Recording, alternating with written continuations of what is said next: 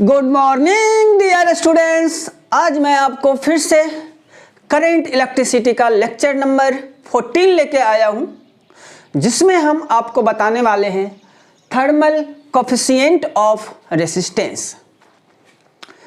तो चलिए हेडिंग डालिएगा, थर्मल कोफिशिएंट ऑफ रेसिस्टेंस। बिना टाइम वेस्ट किए हुए लेक्चर स्टार्ट करते हैं। आप भी कॉपी पेन निकालिए और मेरे साथ जुड़ जाइए। तो चलिए, थर्मल कोफिशिएंट ऑफ रेसिस्टेंस क्या होता है इसके बारे में हम आपको बताएंगे। सबसे पहले हम एक कंडक्टर लेंगे और उसको हीट करेंगे, फिर देखेंगे कि किस तरह रेसिस्टेंस उसका बढ़ रहा है टेम्परेचर को बढ़ाने से, और जो रेसिस्टेंस इंक्रीज करता है वो किन किन फैक्टर पे डिपेंड करता है। जैसे मैं कहूँगा सबसे पहले कि यहाँ पे एक कंडक्टर लिया, ठीक है, ये कंडक्टर, मान लिया इसका इनिशियल रेसिस्टेंस R0 है। कितना है? R0। कब? जब टेम्परेचर Ti था। Ti टेम्परेचर पे मान लिया कि इसके पास जो रेसिस्टेंस है कितना है? R0 है। अब क्या किया, मैं इसको और टेम्परेचर दिया, कुछ टेम्परेचर देना स्टार्ट किया, तो टेम्परेचर को पहुंचा दिया कहाँ तक? Tf तक। Tf तक टेम्परेचर पहुंचा दिया, समझ गए? पहले Ti था, पहले टेम्परेचर कितना था? पहले टेम्परेचर कितना था? Ti था। अब टेम्परेचर और रेसिस्टेंस कितना था? R0 था Ti पे।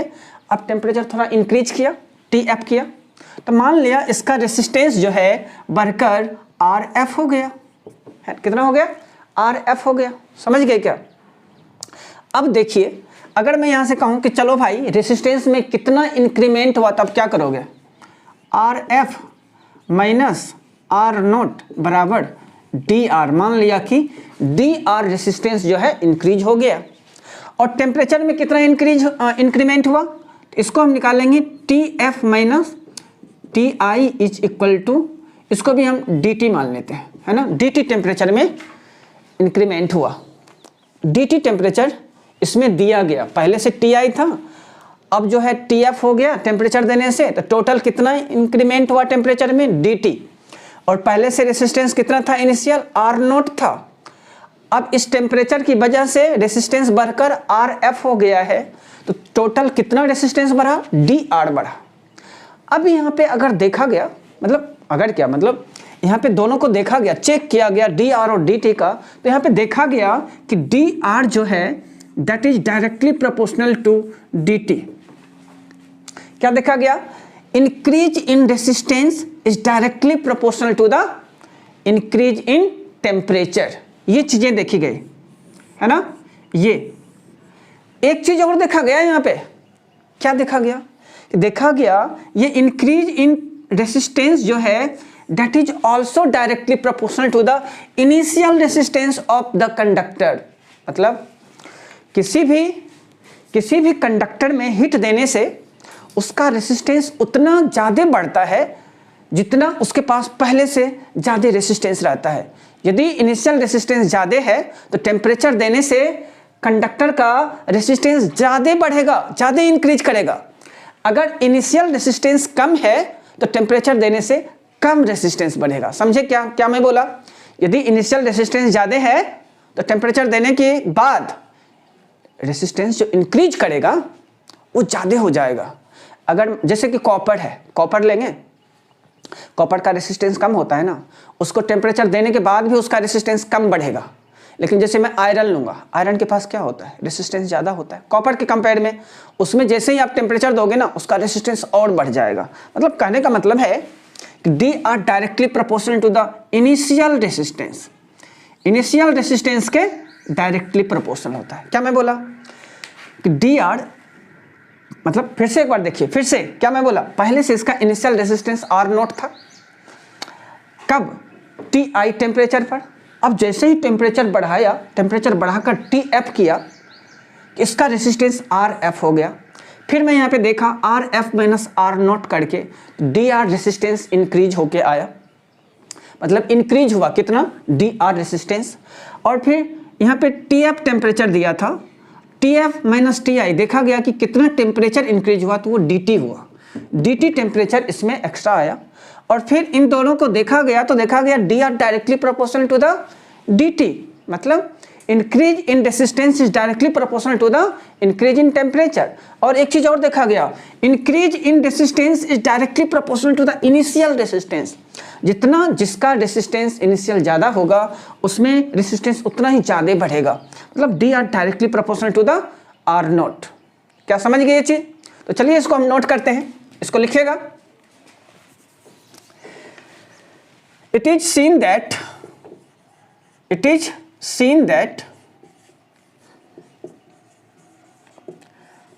when a conductor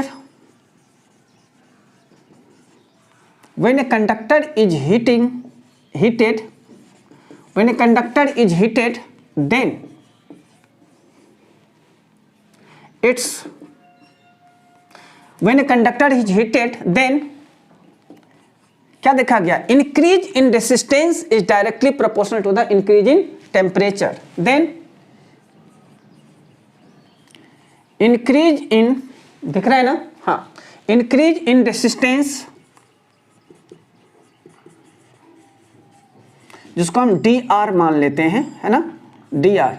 increase in resistance is directly proportional to the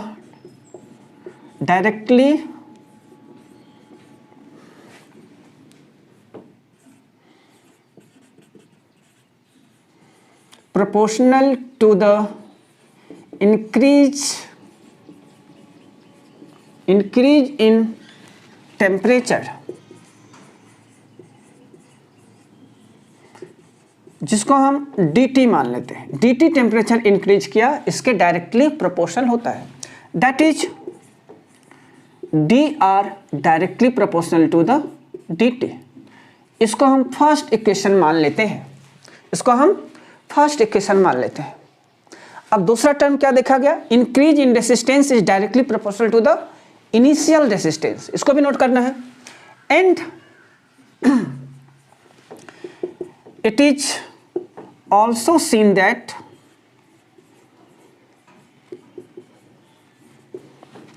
increase in resistance, that is D R, है ना, कितना है, D R, increase in resistance, D R is directly proportional to the initial resistance।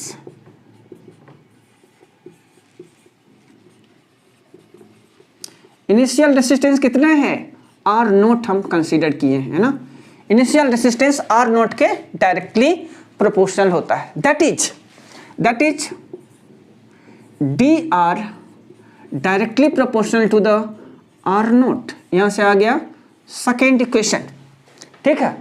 अब equation first and second से, from equation first and second we get dr directly proportional to the r naught into dt, और dr equal to alpha.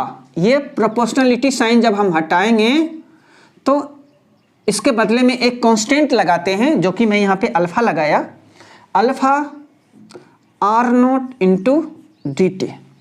यहाँ से ये चीज़ें आ गए, समझे क्या, डी आर बराबर alpha R note into D T, alpha R note into D T, यहाँ से ये चीज़ें आ गए, ठीक है। वेयर मैं इसे मिटा दे रहा हूँ, इसकी अब ज़रूरत नहीं है, एक्सपेरिमेंट तो कर ही लिए ना। चलिए, वेयर डी आर बराबर क्या है, वेयर डी आर बराबर increase in resistance, increase in resistance, उसके बाद अल्फा क्या है,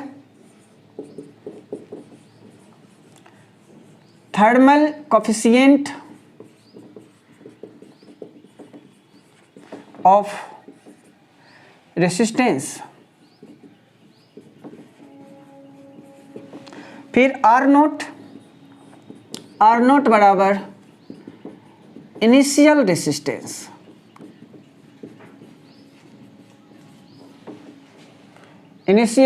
रेसिस्टेंस, फिर dt क्या दे रखा है, dt चेंज इन टेम्परेचर या इंक्रीज इन टेम्परेचर, बोलिए इंक्रीज इन टेम्परेचर। ठीक है, यहां से ये चीजें आ गई, इसको नोट करिएगा, नोट करिए, हो गया नोट।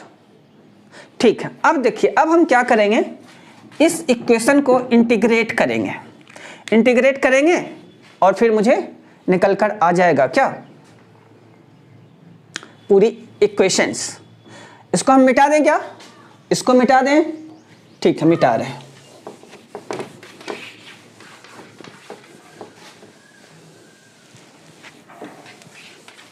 नोट कर लीजिएगा पॉज करके। अब देखिए हम क्या करेंगे, अभी जो इक्वेशन यहां पे लिखा था, क्या लिखा था मैं, dr is equal to alpha into R note into D T, है ना। इसको हम इक्वेशन ए मान लेते हैं, या फर्स्ट जो मानना है, हम ए मान लिए यहाँ पे, इक्वेशन ए मान लिया। अब क्या करेंगे, देखिए, इफ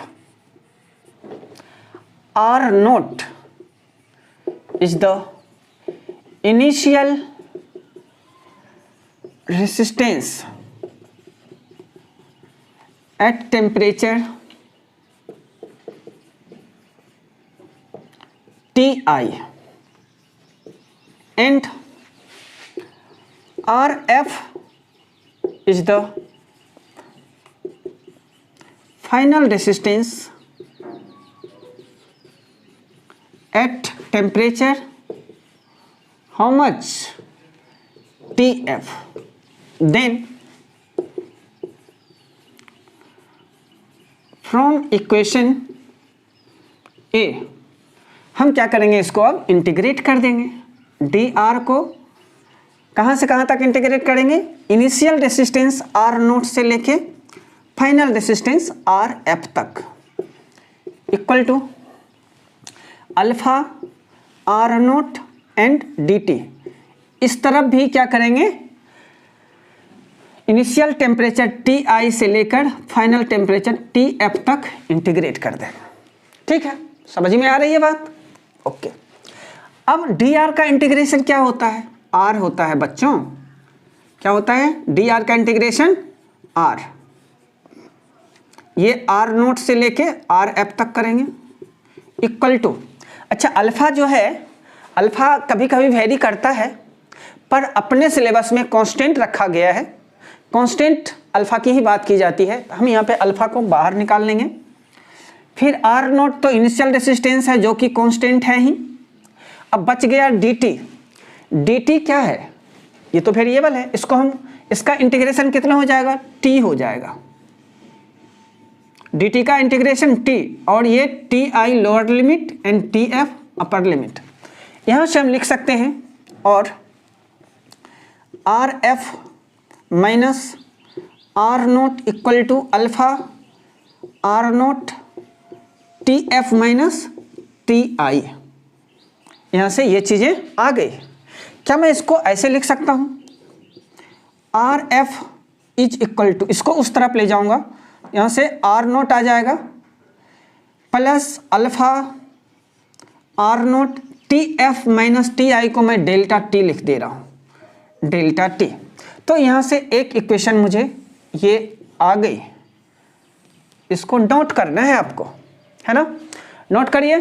क्या आया मुझे, आर एफ बराबर R naught plus alpha R naught delta T. अच्छा, इसको हम एक तरह से और लिख सकते हैं, आप क्या जानते हो, वी नो डेट आर बराबर रो इंटू एल बाय ए होता है क्या। क्या मैं यहाँ पे आर एफ की जगह पे मैं पुट करूँ, क्या पुट करूँगा, rho F L by A, फिर यहाँ पे रो नोट की जगह पे equal to rho naught into L by A plus, अच्छा एक काम करते हैं ना, ये आर नोट यहाँ भी है, आर नोट यहाँ भी है, तो मैं इसको कॉमन ले लेता हूँ, आर नोट कॉमन ले लेंगे, ठीक है, आर नोट कॉमन ले लिया। अरे यार इसको ऐसे लिख सकते हैं ना आप, दिख रहा है ना यहाँ पे, आर एफ बराबर R note into 1 plus alpha delta T, यहाँ से ये चीज़ें आ गई, ठीक है। अब देखिए यहाँ से, यहाँ पे क्या आ जाएगा, 1 प्लस अल्फा डेल्टा टी। देखिए यहाँ से L L L cancel, A cancel हो गया, यहाँ से रो एफ बराबर rho naught into 1 plus alpha delta T. यहाँ से ये इक्वेशन भी आप याद रखिएगा, ठीक है, यहाँ से ये इक्वेशन निकल के आ गई। अब हम इस दोनों इक्वेशन को जो हम न्यूमेरिकल्स में यूज करेंगे, किस फॉर्म में करेंगे उस फॉर्म में लाते हैं। इसको भी आप याद रख सकते हो, अच्छा है, इसको याद रखिएगा तो उसको निकालने में कोई देर नहीं लगेगी, अभी जो हम निकालने वाले हैं।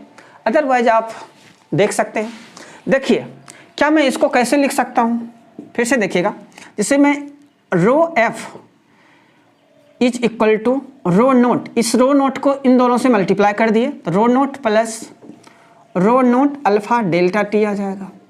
क्या मैं इसको इधर ले आऊँ तो यहाँ से आ जाएगा rho F minus rho naught equal to rho naught alpha delta T, या फिर मैं कहूँ आपको और अल्फा बराबर मैं निकालना चाहूँ तो यहाँ से rho F minus rho note नीचे में आ जाएगा upon rho note delta T. तो ये फाइनली इक्वेशन जो है आपको सवाल सॉल्व करने में काम देगा, हम इसी को यूज करेंगे, है ना, हम इसी को यूज करने वाले हैं। अल्फा बराबर rho F final resistivity minus initial resistivity upon initial resistivity into change in temperature. क्या मैं एक चीज़ और लिखना चाहूँगा, जिसे मैं कहूँ आपको, यहाँ पे दिख रहा है ना, हाँ, जैसे आर एफ बराबर आप निकाल के रखे हो, आर एफ बराबर R note into 1 plus alpha delta T. क्या मैं इसको भी लिख सकता हूँ R naught plus R naught alpha delta T, ठीक है। क्या मैं कहूँ आपको इसको इधर ले आऊँ क्या, यहाँ से हो जाएगा R F minus R naught is equal to R naught plus नहीं, R naught alpha delta T, और अल्फा बराबर यहाँ से भी आ जाएगा R F minus R naught, नीचे में क्या आएगा, R note into delta T. यहाँ से ये इक्वेशन भी फार्मूला आ गया। आप क्या करिएगा, इसको ज़्यादा याद रखिएगा, वैसे तो इसको याद रखना ही पड़ेगा, यहीं से ये चीज़ें आती है। हम सवाल में इसी दोनों को यूज करेंगे, इसको यूज करने से सवाल जल्दी सॉल्व होता है। तो अल्फा बराबर R F minus R naught upon R naught, sorry, alpha बराबर rho F minus rho naught upon rho naught into delta T, और अल्फा बराबर R F minus R naught नीचे में R note into delta T. ये दोनों formula आपको अभी काम देगा, ठीक है। हम सॉल्व करेंगे इक्वेशन तो उसमें, तो इसको आप नोट कर लीजिएगा। नोट कर लिए क्या, मिटा दें इसको, समझ में आ गया, चलिए ठीक है। अब जो है हम आपको बताएंगे यूनिट ऑफ, अच्छा यहाँ पे जो टर्म है ना, ये इक्वेशन का, जैसे मैं बोला यहाँ पे आर, जैसे मैं बात करूँगा यहाँ पे अल्फा बराबर याद रखिएगा R F minus R naught, और नीचे में R note into delta T, और एक फार्मूला और लगाया मैं यहाँ पे, अल्फा बराबर क्या लिखा मैं, rho F minus rho note नीचे में रो नोट इंटू डेल्टा टी। अब यहाँ पे लिखना है कौन कौन सा टर्म क्या है, वेयर आर एफ बराबर आर एफ बराबर फाइनल रेसिस्टेंस,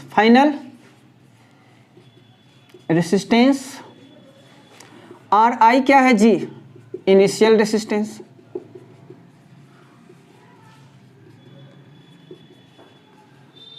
और फिर अगर मैं बात करूं आर नोट क्या है, अच्छा आर नोट कहाँ है, आर आई को मतलब ये नोट ही होगा है ना, आर नोट मैं मान लेता हूँ, इसको आर नोट बोला, इनिशियल रेसिस्टेंस।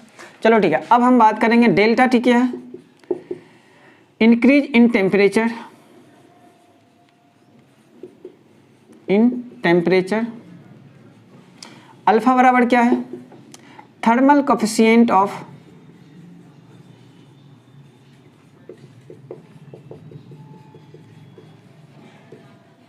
रेसिस्टेंस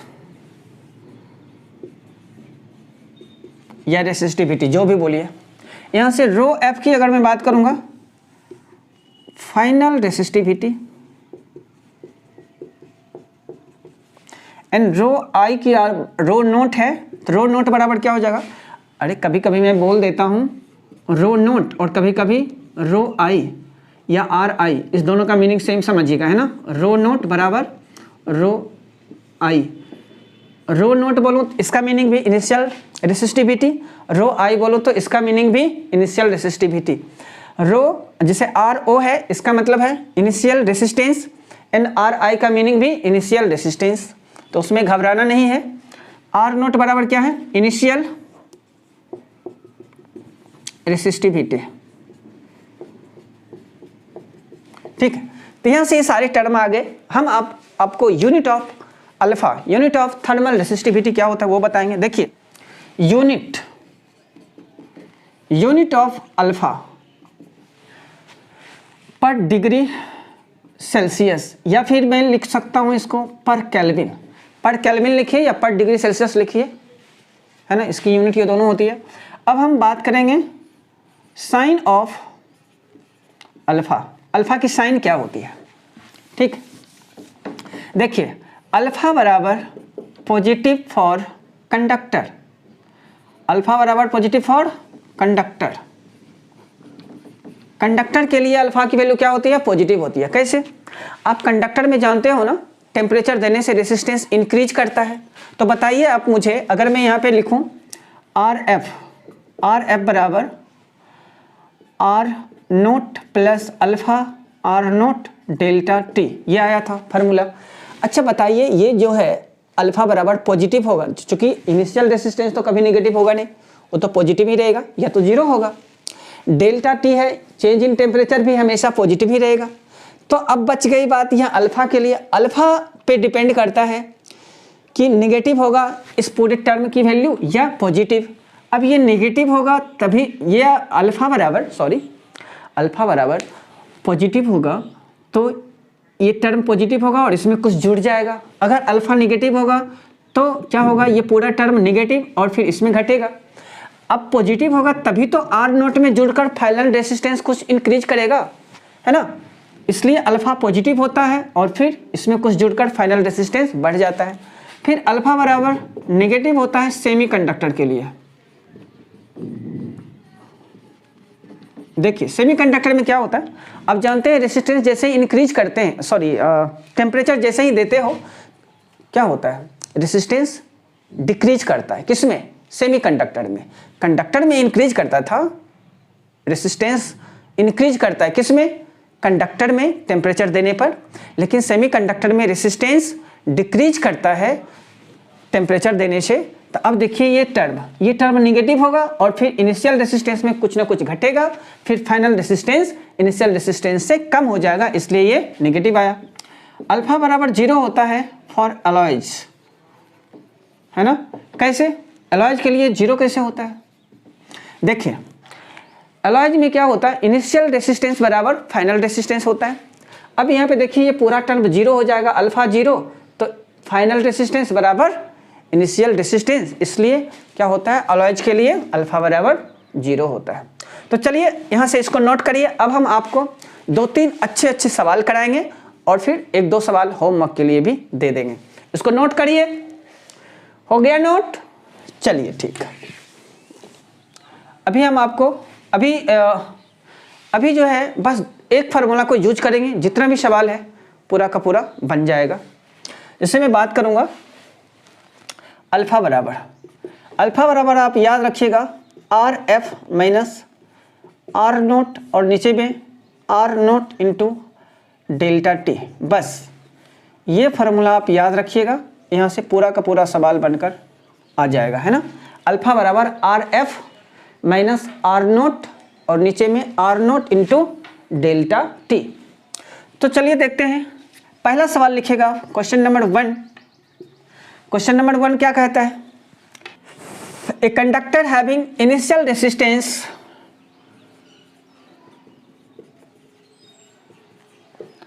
R1 बराबर R एट टेम्परेचर T बराबर 0 degree Celsius and at what temperature and at what temperature its resistance will be या will double, will be 3 times लिखते हैं ना, will be 3 times if alpha बराबर 4 into 10 to the power 4 into alpha बराबर कितना दे दें, 3 times नहीं देना है यहाँ पे, 4 टाइम और 5 टाइम्स दे दो। मतलब मैं एक डाटा दे रहा हूँ कटने वाला, है ना, नहीं कटेगा तो अच्छा नहीं लगेगा, तो कटने वाला डाटा दे रहा हूँ। 5 टाइम्स कर देना है यहाँ पे। इफ अल्फा बराबर 4 इंटू 10 टू द पावर -4 पर डिग्री सेल्सियस। ठीक है, इसको सॉल्व करिए, पॉज करके सॉल्व करिए। आप सभी लोग कर लिए सॉल्व? चलिए मैं सॉल्व करता हूं, फिर मिलाना है ना। देखिए गिवन डाटा में दिया हुआ है, गिवन डाटा में क्या दिया हुआ है, एट टेम्परेचर T1 मान लिया 0 डिग्री सेल्सियस पे रेसिस्टेंस जो है R बराबर R1 बराबर R दे के रखा है एंड एट टेम्परेचर T2 अगर मैं मान लूँ, नहीं T2 तो मुझे निकालना ही है फाइनल टेम्परेचर, तो रेसिस्टेंस बोल रहा है R2 बराबर 5R किस टेम्परेचर पर हो जाएगा। यदि T1 टेम्परेचर पर R1 बराबर R है तो T2 टेम्परेचर को कितना T2 टेम्परेचर होगा ताकि इसका फाइनल रेसिस्टेंस 5R हो जाए। यदि अल्फा बराबर दे के रखा है how much, 4 into 10 to the power -4 पर डिग्री सेल्सियस। तो चलिए ठीक है, यहाँ से हम सॉल्व करते हैं। आप जानते हो अल्फा बराबर होता है RF माइनस R नोट, है ना, नीचे में R नोट डेल्टा टी। क्या इसको आप डेल्टा टी बराबर RF माइनस R नोट और नीचे में अल्फा इंटू R नोट लिख सकते हो। क्या आप यहाँ से वैल्यू नहीं रख सकते, R2 बराबर RF बराबर कितना है 5R रखा, R1 बराबर कितना है R है R रखा, नीचे में अल्फा कितना देके रखा है 4 इंटू 10 टू द पावर -4 और R नोट कितना देके रखा है, R नोट यही होगा ना इनिशियल रेसिस्टेंस जो कि R है। अब यहाँ से 5R में R जाएगा कितना होगा 4 आएगा, 4R और नीचे में 4 into 10 to the power -4 into R। ठीक है, यहाँ से ये चीज़ें आ गए, ये R कैंसिल हो गया, ये 4 कैंसिल हो गया और 10 to the power 4 degree Celsius, 10 to the power 4 degree Celsius यहाँ से आ गया रेसिस्टेंस। अब जब जानते हैं डेल्टा टी बराबर जो होता है TF माइनस TI होता है, जो कि मुझे 10 टू द पावर 4 दे के रखा है। अब TI यहाँ पे 0 दे के रखा है, तो हम क्या करेंगे TF बराबर यहाँ से इतना रेसिस्टेंस आ गया, इतना डिग्री सेल्सियस, है ना, 10,000 डिग्री सेल्सियस टेम्परेचर जब बढ़ाएंगे तब जाके उसका जो रेसिस्टेंस है 5 टाइम्स हो जाएगा। चलिए ये सवाल भी होगा, एक सवाल और देंगे, लास्ट सवाल, नोट करिए इसको, हो गया। चलिए एक सवाल और देंगे, थोड़ा लेवल बढ़ाएंगे सवाल का और फिर 2-3 सवाल आपको होमवर्क के लिए दे देंगे। चलिए सवाल लिखेगा, अगला सवाल क्वेश्चन नंबर 3, ए कंडक्टर या a wire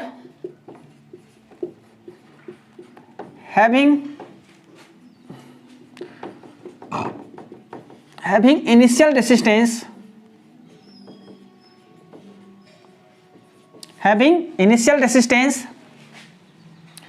6 ohm at temperature 0 degree Celsius and R2 बराबर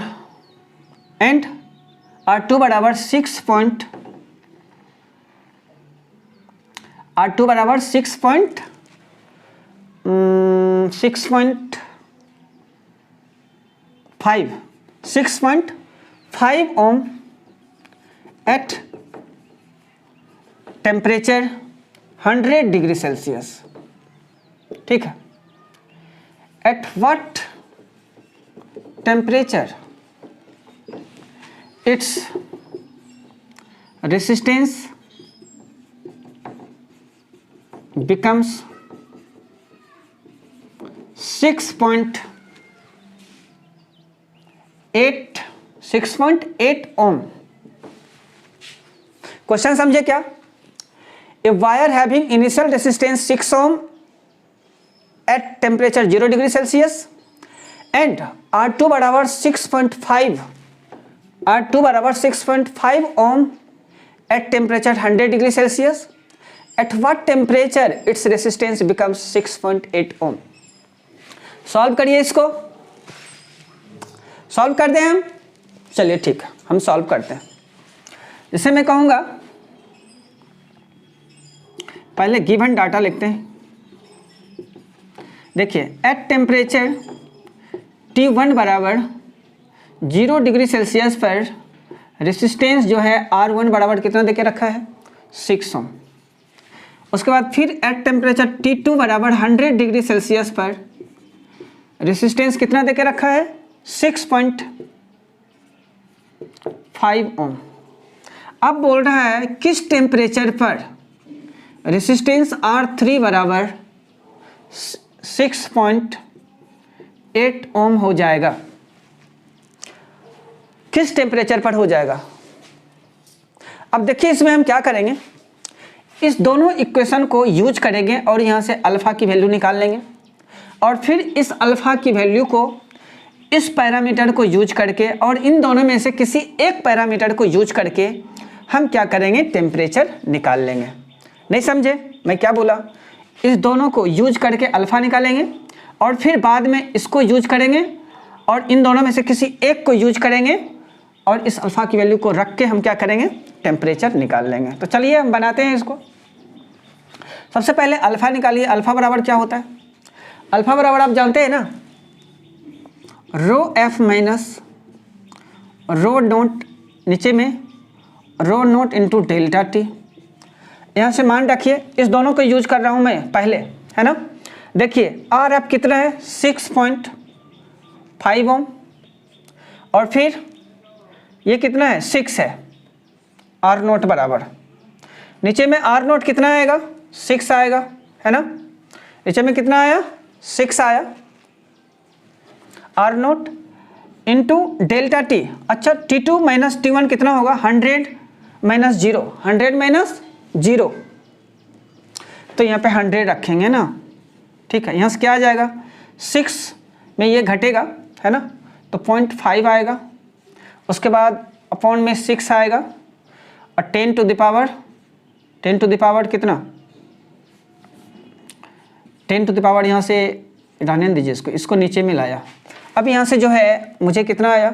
5/6 इंटू 10 टू द पावर -3, है ना। इतना ये अल्फ़ा की वैल्यू मुझे आ गई। अल्फ़ा बराबर मुझे इतनी आ गई। अब हम क्या करेंगे, इस वैल्यू को हम यूज करेंगे। ठीक है, इस वैल्यू को हम यूज करेंगे कहाँ पे?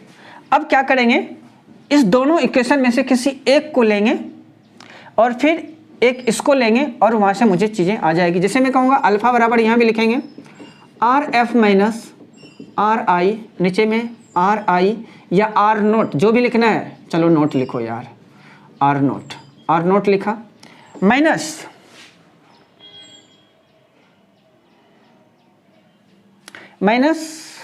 माइनस नहीं इनटू डेल्टा टी। क्या मैं इसको डेल्टा टी बराबर R F minus R naught और नीचे में अल्फ़ा आर नोट आ जाएगा। अब देखिए हम क्या करेंगे, आर एफ कितना है जी, हम एक इक्वेशन तो ये लेंगे ही और दूसरा हम इसको ले लेते हैं, है ना, पहला वाला। तो चलिए ठीक है, आर एफ यहाँ पे आर थ्री कितना हो जाएगा 6.8 और फिर आर वन आर नोट कितना है, आर वन बराबर 6 हम ले लेंगे, 6 लिया और नीचे में अल्फ़ा कितना है 5/6 5/6 और नीचे में 10 टू द पावर -3 इंटू, अब आर नोट फिर से कितना है 6 है, यहाँ से ये 6 आ गया। समझ गए क्या? ओके। अब हम क्या करेंगे, इसको 6.8 में 6 जाएगा 0.8 बचेगा, नीचे में 5 और ये 6 ऊपर चला जाएगा पलटकर, यहाँ पे 6 आ गया। ठीक है, अब नीचे में क्या बचा 10 टू द पावर -3 इंटू 6, ये 6 कैंसिल हो जाएगा और ये उड़ेगा तो यहाँ पे 10 आ जाएगा। ठीक है, अब अगर मैं कहूँ तो यहाँ से डेल्टा टी बराबर आ गया कितना, डेल्टा टी बराबर 8 और नीचे में 5, ये 5, ये 10 टू द पावर -3 ऊपर जाएगा 10 टू द पावर 3 हो जाएगा, इसको हम 1000 लिख देते हैं और नीचे में 10 है तो ये 0 0 कैंसिल आ गया, 5 2 जा है ना 20 25 100। अब यहाँ से 18 2 जा 16 160 डिग्री सेल्सियस आ गया। कोई दिक्कत इसमें? कोई दिक्कत नहीं मेरे ख्याल से।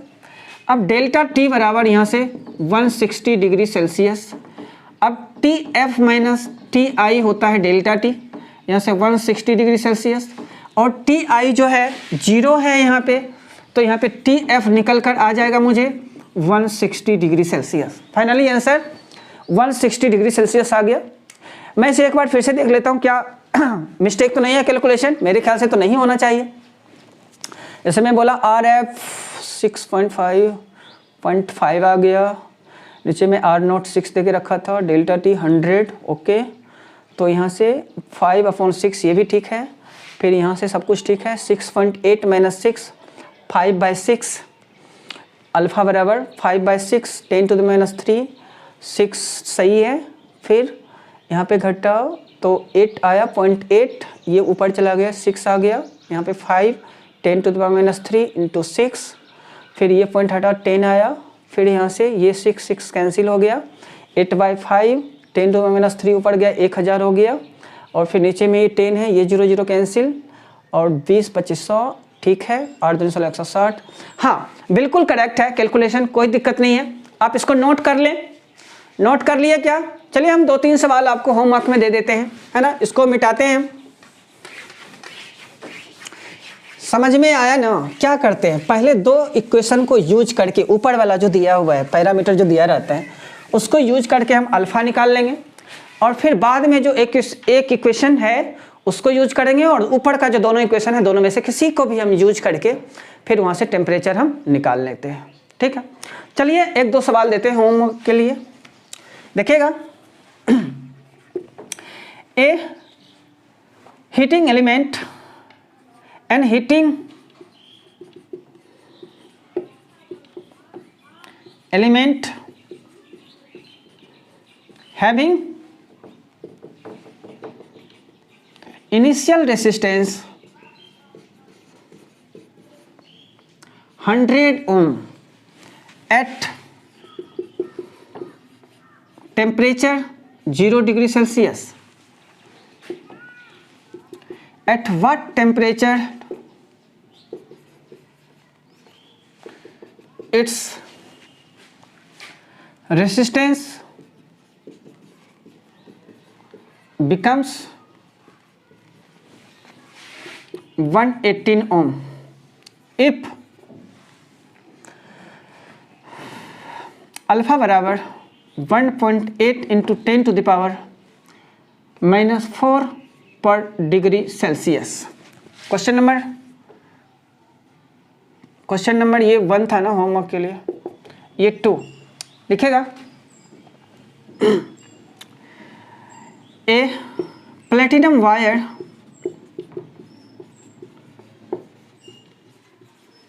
हैविंग रेसिस्टेंस, इनिशियल रेसिस्टेंस है ना, having resistance 5 ohm at temperature 0 degree Celsius and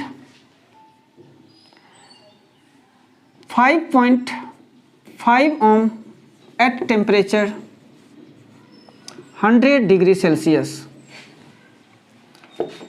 At what temperature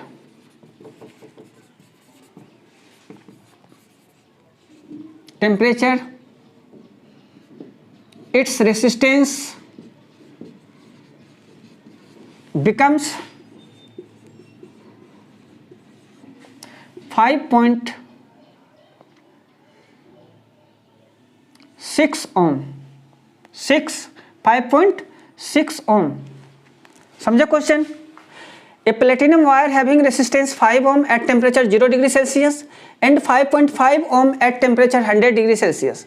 At what temperature its resistance becomes 5.6 ohm? तो ये बनाना है. एक सवाल और दे रहा हूं मैं.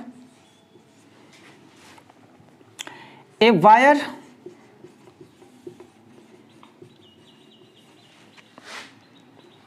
having resistance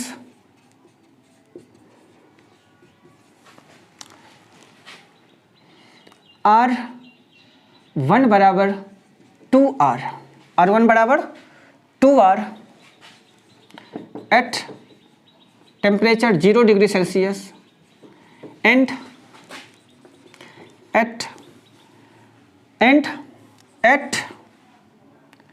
temperature